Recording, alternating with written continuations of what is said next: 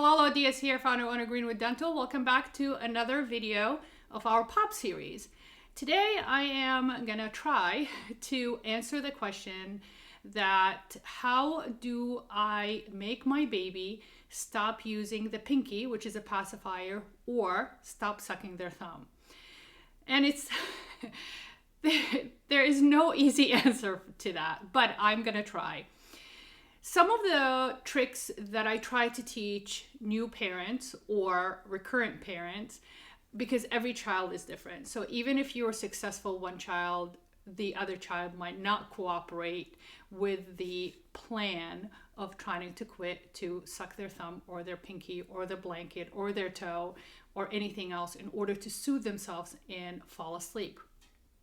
Why certain kids or babies have the tendency to develop that habit than others, it's not quite clear. There are evidence of observational data, behavioral data that can help us understand the personality of the child, their environment, their circumstance, their psychology, and give us some kind of an idea of their tendencies towards having a habit like that. But it's very hard on the parents. It's very traumatic on the child, especially if they continue using that habit up to age 4, 5, 6, even in, elementary school. And school is a good place for them to stop the habit, but it could be very stressful on the child, traumatic, because they get, bullied and picked on if they put their thumb in their mouth in school and they don't want to be embarrassed. So you have to make sure that you watch that habit, number one, early in the stages. Try to eliminate it or reduce it as early as possible. If you're not very successful, try to bring them in to the dentist as early as 3 years old. And you can refer to Baby's First Visit video on YouTube. And we can actually start talking to the toddler or the child what are the consequences that could lead if they don't quit that habit. The pacifier is really easy. You can always take it and throw it out, toss it, or you can tell them that, oh, there's another baby that needs it, or you can actually cut it. When you cut it, they cannot form that vacuum and the suction, and they will drop the habit. Sucking their thumb is a little bit different for obvious reasons, because you cannot detach the thumb away from them. So one of the things that I would recommend, and I learned that from parents, is a reward game. A reward game, basically, you make a deal with the child, if you can negotiate, and if they can agree that, the less times that they use their suck their thumb a day, they can get, a prize at the end of the week.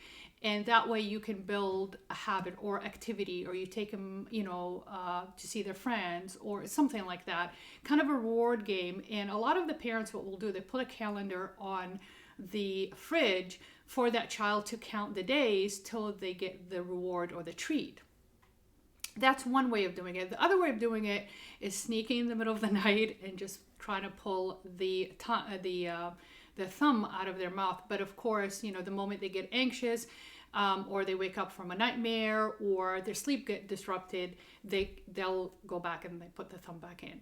The third option for thumb sticking is the habit breaker. Habit breaker, they call it the crib, and that is installed by an orthodontist. And these appliances we recommended with extreme measures. If the child is really causing a lot of deformities of the palate, interfering with the growth of the jaw, we are starting to see early signs of crossbite or misalignment of the teeth, and we definitely not seeing any signs of the child cooperating or any tendency or any agreement or any, like I said, cooperation of dropping the habit. We can refer out to the orthodontist and they will put that appliance in, and you can Google it on YouTube or on any of their websites. It's called the crib. It's a habit breaker, and literally it's on the top. There are 2 rings that goes on the top molars, and there's a bar that goes right across the palate, and there's literally a gate there, and they can't stick the thumb in. It works. It's very, very effective, and but it could be for some kids very traumatizing. Now, I had some parents that just shown that crib picture to the child and explain to them that if you do not reduce that habit, we have to go to another dentist, and you have to live with that thing forever. Make it up for the kids. And some of them will just stop because they don't want that appliance. So I hope this helped. I hope that gives you some kind of an ideas. But if when in doubt, obviously give us a call. Reach out to us through Instagram or YouTube or Facebook. I'll be very happy to help you, and we can discuss that a lot further. That's it for today. We love you. Be safe, and DS out.